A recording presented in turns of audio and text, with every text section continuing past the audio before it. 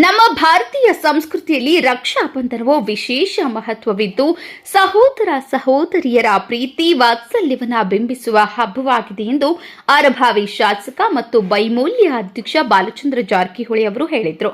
ಸೋಮವಾರದಂದು ನಗರದ ಹೊಸಪೇಟೆ ರಸ್ತೆಯಲ್ಲಿರುವ ತಮ್ಮ ಲಕ್ಷ್ಮೀ ನಿವಾಸದಲ್ಲಿ ಸಹೋದರಿಯವರಿಂದ ರಾಖಿ ಕಟ್ಟಿಸಿಕೊಂಡು ಮಾತನಾಡಿದ ಅವರು, ಪ್ರತಿ ವರ್ಷವೂ ಈ ರಾಖಿ ಹಬ್ಬವನ್ನು ನಾವೆಲ್ಲ ಆಚರಿಸಿಕೊಂಡು ಬರ್ತಿದ್ದೇವೆ ಎಂದು ತಿಳಿಸಿದರು.